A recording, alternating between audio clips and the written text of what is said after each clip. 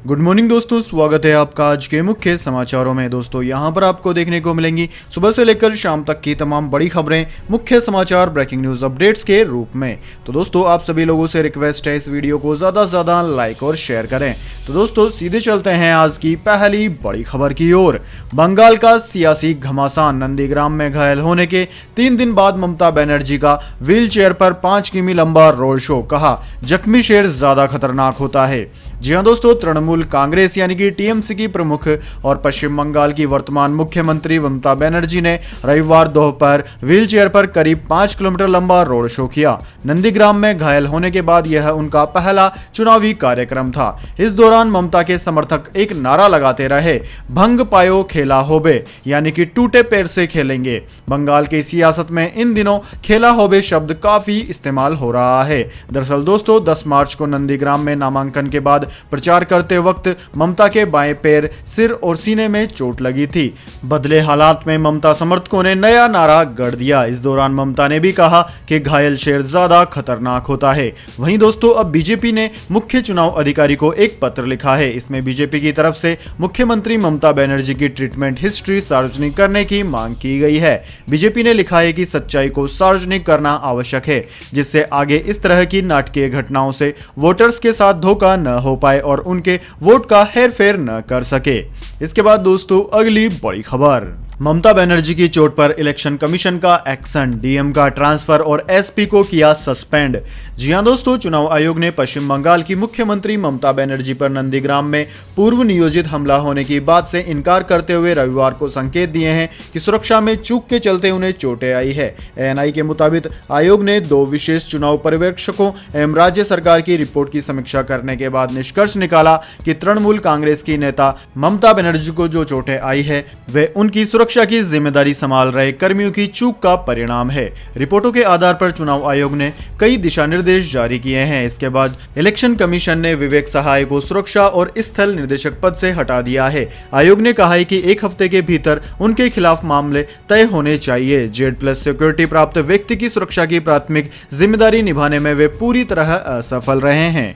इसके बाद दोस्तों अगली बड़ी खबर, महाराष्ट्र में कोरोना वायरस के 16,000 से ज्यादा नए मामले, लातूर में नाइट कर्फ्यू लगा। जी हां दोस्तों, महाराष्ट्र में रविवार को कोरोना वायरस के नए मामलों में बड़ा उछाल दर्ज किया गया। महाराष्ट्र में कोविड-19 के 16,620 नए केस सामने आए हैं, जो कि पिछले कुछ महीनों में सबसे अधिक हैं। राज्य में पिछले 24 घंटों में 50 लोगों की मौत हुई है। वहीं 8,861 लोगों को अस्पताल से छुट्टी भी दी गई है। महाराष्ट्र में अब तक कोरोना वायरस के 23,14,413 मामले सामने आए हैं, जबकि अब तक 21,34,072 लोग ठीक हो चुके हैं। दोस्तों महाराष्ट्र में इस महामारी वायरस के चलते 52,861 लोगों की मौत हो चुकी है। वहीं महाराष्ट्र में एक्टिव मामलों की संख्या फिलहाल 1,26,231 पहुंच गई है। वहीं दोस्तों दूसरी ओर राज्य में बढ़ते मामलों को देखते हुए लातूर में 31 मार्च तक नाइट कर्फ्यू लगाने के आदेश जारी कर दिए गए हैं। लातूर में रात 8 बजे से लेकर सुबह 5 बजे तक नाइट कर्फ्यू रहेगा। इसके बाद दोस्तों अगली बड़ी खबर, बैंकिंग सेवाओं पर असर, 2 बैंकों के प्राइवेटाइजेशन के विरोध में करीब 10 लाख बैंक कर्मचारी 15 से 16 मार्च तक हड़ताल पर रहेंगे। सिर्फ एटीएम सर्विस रहेगी चालू। जी हां दोस्तों, 2 पब्लिक सेक्टर बैंकों के निजीकरण के खिलाफ करीब 10 लाख बैंक कर्मचारी 15 मार्च से 16 मार्च तक हड़ताल पर रहेंगे। इससे बैंक शाखाओं में जमा निकासी सहित चेक क्लियरिंग और लोन अप्रूवल सर्विसेज प्रभावित रहेगी। एटीएम की सेवाएं जारी रहेंगी। यह बैंक हड़ताल United forum of banking unions द्वारा बुलाया गया है। आम लोगों के लिए यह काफी दिक्कत भरा होगा, क्योंकि 13 मार्च और 14 मार्च को भी बैंक बंद रहे। हालांकि प्राइवेट सेक्टर के बैंक खुले रहेंगे, जिनमें HDFC bank, ICICI bank, Kotak Mahindra bank और इंडस बैंक शामिल हैं। लेकिन देश के कुल बैंक खातों में इनकी हिस्सेदारी करीब 1/3 ही है। दोस्तों आपकी जानकारी के लिए बता दें, बजट में वित्त मंत्री निर्मला सीतारमण ने अपनी विनिवेश योजना के हिस्से के रूप में 2 सार्वजनिक क्षेत्र के बैंक को PSB के निजीकरण की घोषणा की थी। सरकार इसके जरिए 1.75 लाख करोड़ रुपए जुटाना चाहती है। इसके बाद दोस्तों अगली बड़ी खबर, पैसे जुटाने के लिए दिल्ली, मुंबई, बेंगलुरु, हैदराबाद एयरपोर्ट की हिस्सेदारी भी बेचेगी मोदी सरकार।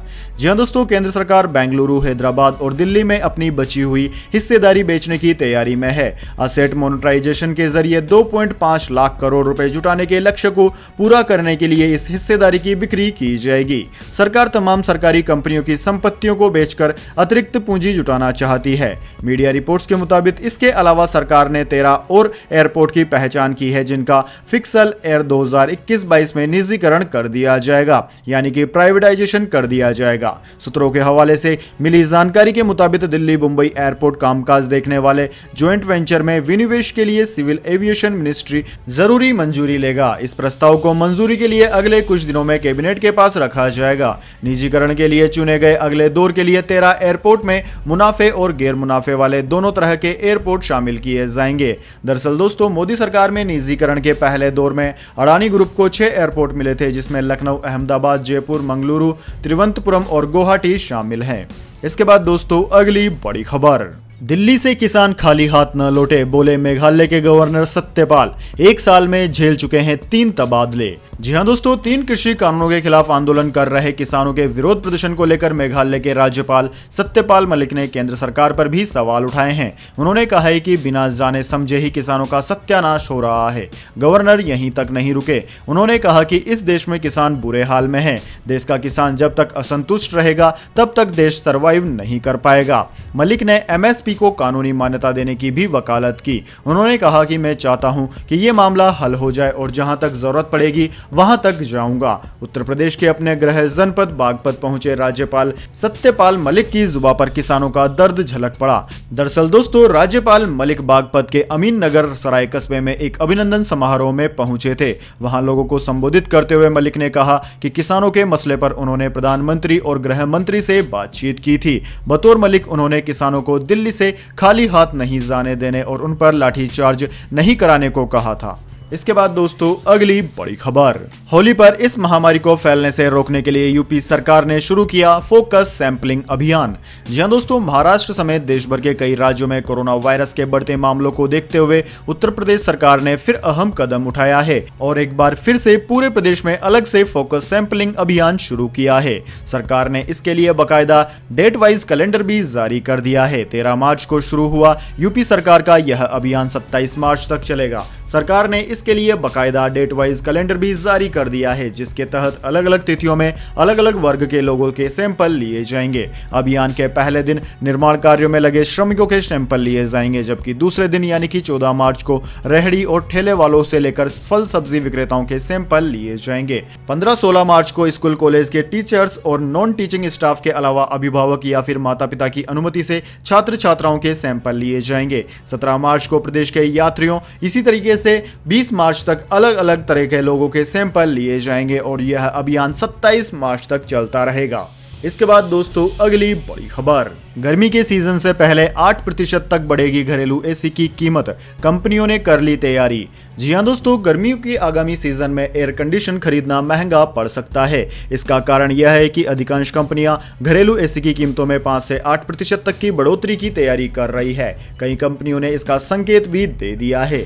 दरअसल दोस्तों, एसी निर्माता company Voltas, Daikin, LG, Panasonic, Haier, Blue Star और सैमसंग इस सीजन में बिक्री में डबल डिजिट ग्रोथ की उम्मीद जता रही है। कंपनियों का मानना है कि तपती गर्मी और वर्क फ्रॉम होम के लगातार जारी रहने के कारण कूलिंग उत्पादों की मांग ज्यादा रहेगी। इस सीजन में कई कंपनियों ने हेल्दी और हाइजीन फीचर वाले एसी की रेंज लॉन्च की है। कंपनियां दावा कर रही है कि नए फीचर वाले एसी से उपभोक्ता वायरस से भी सुरक्षित रहेंगे। इसके अलावा बिक्री को बढ़ावा देने के लिए कंपनियां नो कॉस्ट ईएमआई और कैशबैक का भी ऑफर दे रही है। इसके बाद दोस्तों जान लेते हैं पूरी दुनिया और भारत में क्या है इस महामारी की ताजा स्थिति। तो सबसे पहले दोस्तों बात करते हैं पूरी दुनिया की।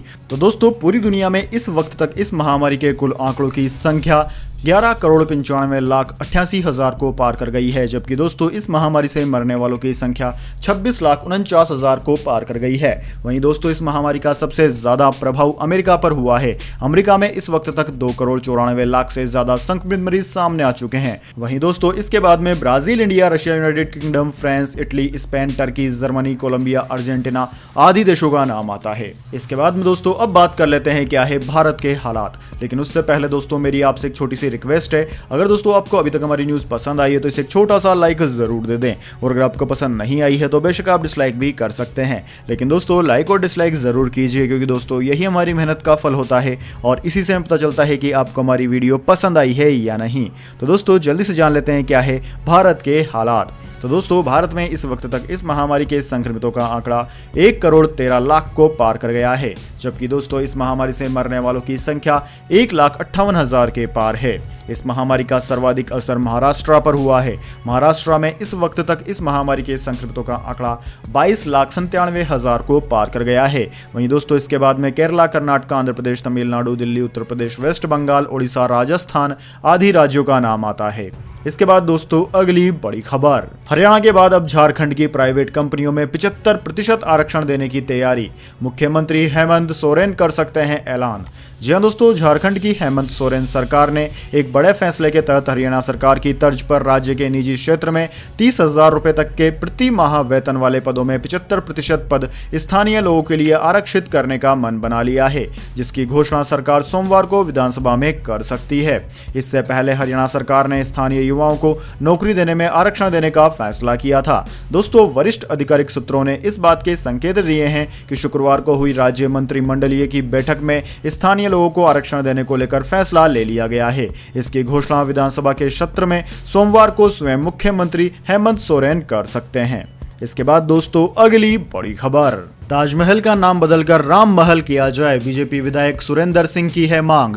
जी हां दोस्तों, यूपी में बलिया की बेरिया सीट से विधायक सुरेंद्र सिंह का बड़ा बयान सामने आया है। उन्होंने ताजमहल का नाम बदलकर राम महल किए जाने की मांग की है। उन्होंने कहा है कि यह पहले एक शिव मंदिर था जिसे ध्वस्त करके ताजमहल बना दिया गया। विधायक सुरेंद्र सिंह ने कहा है कि जिस जगह आज ताजमहल है वह पहले एक शिव मंदिर हुआ करता था, मुगल काल में इसे तोड़ा गया। उन्होंने दावा किया कि योगी सरकार जल्द ही ताजमहल का नाम बदलकर राम महल कर देगी। उन्होंने यह भी दावा किया है कि यूपी के मुख्यमंत्री योगी आदित्यनाथ हिंदू सम्राट शिवाजी के वंशज हैं। उन्होंने कहा कि शिवाजी के वंशज उत्तर प्रदेश की धरती पर आ गए हैं। जिस तरह समर्थ गुरु रामदास ने शिवाजी को भारत दिया था, उसी तरह गोरखनाथ जी ने योगी आदित्यनाथ को उत्तर प्रदेश दिया है। इसके बाद दोस्तों अगली बड़ी खबर, मौसम समाचार, वेदर अपडेट जानिए अगले 24 घंटे और पिछले 24 घंटे के मौसम समाचार। सबसे पहले दोस्तों बात करते हैं बीते 24 घंटों की। तो दोस्तों पिछले 24 घंटों के दौरान सिक्किम, उप हिमालय, पश्चिम बंगाल, असम, मेघालय, अरुणाचल प्रदेश में हल्की से मध्यम बारिश और गरज के साथ हल्की गतिविधियां देखने को मिली है। वहीं दोस्तों गंगीय पश्चिम बंगाल, ओडिशा, झारखंड, बिहार और पूर्वी उत्तर प्रदेश में भी कुछ इलाकों में गर्जना के साथ हल्की वर्षा हुई है। देश के बाकी स्थानों पर मौसम शुष्क बना रहा। वहीं दोस्तों आगामी 24 घंटे की बात की जाए तो अगले 24 घंटों के दौरान जम्मू कश्मीर, लद्दाख, गिलगिट बाल्टिस्तान और मुजफ्फराबाद में हल्की से मध्यम बारिश और हिमपात होने की संभावना है। वहीं दोस्तों असम, मेघालय, नागालैंड और अरुणाचल प्रदेश में भी कहीं कहीं से मध्यम बारिश और गरज के साथ बौछारें पड़ सकती है। वहीं दोस्तों उत्तर पश्चिमी और मध्य भारत में दिन और रात के तापमान में धीरे धीरे वृद्धि होने की संभावना है। इसके बाद दोस्तों अगली बड़ी खबर, किसान आंदोलन के 110 दिन पूरा होने के बाद राकेश टिकैत ने बताया कब तक चल सकता है किसान आंदोलन। जी हां दोस्तों, केंद्र सरकार के नए कृषि कानूनों के विरोध में भारतीय किसान यूनियन की अगुवाई में चल रहे किसान आंदोलन के इस साल दिसंबर तक चलने की संभावना है। यह बात भारतीय किसान यूनियन के राष्ट्रीय प्रवक्ता राकेश टिकैत ने रविवार को यहां कही। पश्चिम बंगाल का दौरा करने के बाद रविवार को प्रयागराज पहुंचे टिकैत ने झलावा में संवाददाताओं से कहा कि नवंबर दिसंबर तक इस आंदोलन के चलने की उम्मीद है। पश्चिम बंगाल में आगामी विधानसभा चुनाव के पूर्व अपने बांग्ला दौरे के बारे में टिकैत ने बताया कि दिल्ली से सरकार के लोग पश्चिम बंगाल में किसानों से एक मुट्ठी अनाज मांग रहे हैं। हमने किसानों से कहा कि जब वे चावल दे तो अनाज मांगने वालों से कहें कि वे इस पर एमएसपी भी तय करवा दें और 1850 रुपए का भाव दिलवा दें। उन्होंने कहा कि कल हम बंगाल में थे, पूरे देश में जा रहे हैं। हम किसानों से एमएसपी का कानून बनवाने की मांग करने के लिए कह रहे हैं। अभी बिहार में धान 700 से 900 रुपए प्रति क्विंटल पर खरीदा गया। हमारी मांग है कि एमएसपी का कानून बने और इससे नीचे खरीद ना हो। इसके बाद दोस्तों अगली बड़ी खबर, टिकट नहीं मिलने से नाराज केरल कांग्रेस महिला मोर्चा की अध्यक्ष ने कराया मुंडन, दे दिया इस्तीफा। जी हां दोस्तों, केरल महिला कांग्रेस की प्रमुख लतिका सुभाष ने विधानसभा चुनाव में टिकट न मिलने के विरोध में अपना मुंडन करवा लिया। सुभाष ने तिरुवनंतपुरम स्थित पार्टी कार्यालय के सामने अपना मुंडन करवाया। सुभाष ने कहा कि मैं किसी पार्टी में शामिल नहीं होने जा रही, लेकिन मैं अपने पद से इस्तीफा दूंगी। दरअसल लतिका सुभाष इत्तुमनूर सीट से टिकट चाहती थी। सुभाष को 2018 में राहुल गांधी ने महिला मोर्चा का अध्यक्ष नियुक्त किया था। उस समय राहुल गांधी कांग्रेस के राष्ट्रीय अध्यक्ष थे। लतिका ने आरोप लगाया कि कांग्रेस महिला नेताओं को नजरअंदाज कर रही है। लतिका ने कहा कि वह फिलहाल किसी भी पार्टी में शामिल नहीं होगी। इसके अलावा उन्होंने निर्दलीय चुनाव लड़ने पर भी कोई फैसला नहीं किया है। दोस्तों, आपकी जानकारी के लिए बता दें, केरल कांग्रेस अध्यक्ष मुल्लिकापल्ली रामचंद्रन ने कहा कि हम केरल विधानसभा चुनाव के लिए 86 उम्मीदवारों की सूची जारी कर रहे हैं। इसके बाद दोस्तों, अगली बड़ी खबर, अफगानिस्तान के स्पिनर राशिद खान ने रचा इतिहास, 21वीं सदी में बनाया सबसे बड़ा रिकॉर्ड। जी हां दोस्तों, अफगानिस्तान के स्पिनर राशिद खान ने रविवार के दिन नया मुकाम हासिल कर लिया। वो 21वीं सदी में एक टेस्ट मैच में सबसे ज्यादा ओवर फेंकने का रिकॉर्ड बनाने वाले पहले गेंदबाज बन गए हैं। इस गेंदबाज ने अफगानिस्तान और जिम्बाब्वे के बीच दूसरे टेस्ट में 99.2 ओवर फेंके।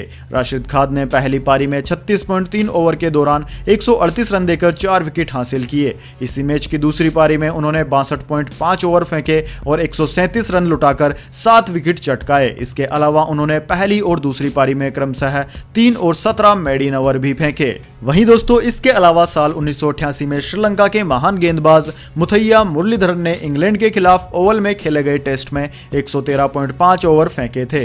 वेस्टइंडीज के सोनी रामाधीन ने साल 1957 में इंग्लैंड के खिलाफ 129 ओवर फेंके थे, जो वर्ल्ड रिकॉर्ड है।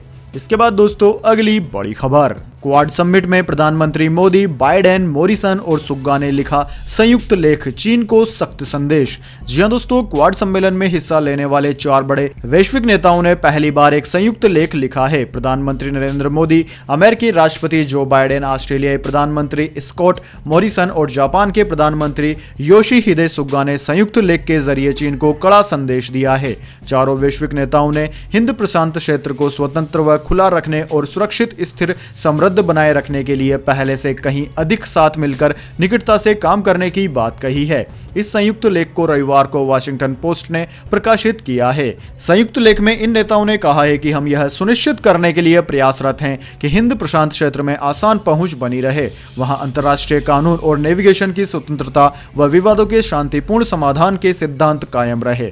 सभी देश अपने खुद के राजनीतिक विकल्प बनाने में सक्षम हैं, जो जोर जबरदस्ती से मुक्त हैं। हाल ही के वर्षों में उस दूरदर्शिता का तेजी से टेस्ट किया गया है। उन टेस्ट ने एक साथ वैश्विक चुनौतियों का सबसे जल्द समाधान करने के हमारे संकल्प को मजबूत किया है। इसके बाद दोस्तों, अगली बड़ी खबर, बिटकॉइन ने फिर तोड़े सारे रिकॉर्ड, 44 लाख के करीब पहुंची एक बिटकॉइन की कीमत। जी हां दोस्तों, क्रिप्टो करेंसी ने फिर रिकॉर्ड तोड़ दिया है। शुक्रवार को डिजिटल करेंसी ने $60,000 का नया ऑल टाइम हाई लेवल बना लिया है। क्रिप्टो करेंसी में तेजी से एक बिटकॉइन की कीमत भारतीय मुद्रा में 43.85 लाख रुपए हो गई है। इस समय दुनिया भर में क्रिप्टो करेंसी बिटकॉइन का क्रेज तेजी से बढ़ रहा है। बड़े निवेशक तुरंत मुनाफा के लिए इसका रुख कर रहे हैं, जिसके चलते इसकी कीमत में तेजी से उछाल आ रहा है। दोस्तों, आपकी जानकारी के लिए बता दें, दिसंबर 2020 में बिटकॉइन का भाव $20,000 के स्तर को पार कर चुका था, जो कि अब $60,000 को पार कर गया है। तो दोस्तों, यह थी आज की तमाम बड़ी खबरें। इसके बाद में दोस्तों, अब बारी आती है आज के माइंड क्विज क्वेश्चन की। जी हां दोस्तों, एक आसान से सवाल का जवाब देकर आप जीत सकते हैं एक अमेजिंग सरप्राइज गिफ्ट हमारे यूट्यूब चैनल की ओर से। तो दोस्तों, आज का सवाल आपकी स्क्रीन पर आ चुका है। भारतीय क्रिकेट टीम का सफलतम कप्तान किसे कहा जाता है? जी हां दोस्तों, अगर आप जानते हैं उस खिलाड़ी का नाम जो कि भारतीय क्रिकेट टीम का सफलतम कप्तान के रूप में जाना जाता है, तो जल्दी से उसका नाम कमेंट बॉक्स में लिख दीजिए। अगर दोस्तों आपका जवाब होता है एकदम सही और आप चुन ले जाते हैं लकी विजेता के रूप में, तो आपको मिल सकता है एक अमेजिंग सरप्राइज गिफ्ट हमारे यूट्यूब चैनल की ओर से। तो दोस्तों, जल्दी से अपना उत्तर कमेंट बॉक्स में लिख दीजिए, वीडियो को लाइक कर लीजिए और चैनल को सब्सक्राइब करके बेल आइकन भी दबा लीजिए। धन्यवाद। वंदे मातरम। जय हिंद, जय भारत।